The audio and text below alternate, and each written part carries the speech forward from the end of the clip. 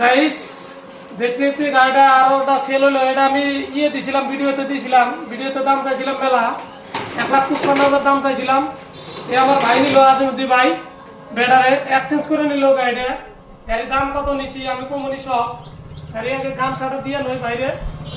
আর আমার ভাবি আইছে, ভাবিরও দিয়ে নয় সম্মান করে।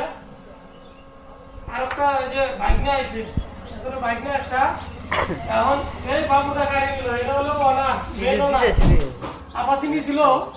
নেওয়ার পরে বাড়িতে মানে মেলা কইছে যে আমার R15 দেওয়া লাগবে, সাপোজ এক্সচেঞ্জ করে আজকে নিয়ে গেল। গাড়ি এক্সচেঞ্জ করে পয়সা পাতি দেয় নাই, 40,000 টাকা দিব আমারে। 2 মাসের টাইম নিছো না, ঈদের আগে দিব 20,000, ঈদের পরে দিব 20,000, 40,000 টাকা। ট্রান্সফার ফ্রি দিছি, হেলমেট দিছি, তেল দিছি, তাই না ভাই?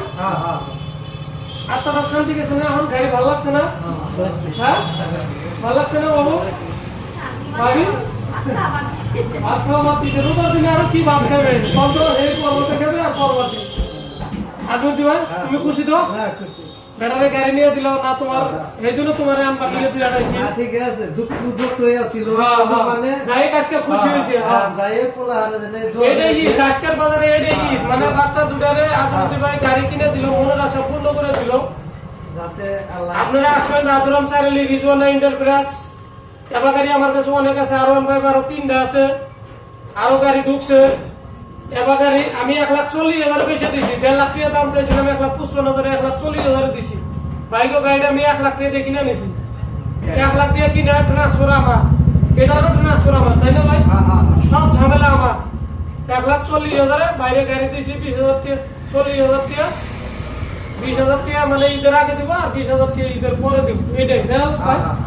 ঠিক আছে, ভিডিওটা বেশি বড় করি না, আপনারা শেয়ার করবেন, লাইক করবেন, কমেন্ট করবেন। রাধুরাম চ্যানেলে আসবেন, গাড়িতে ঘুরে ঘুরে রান আছে আর বছর গাড়িতে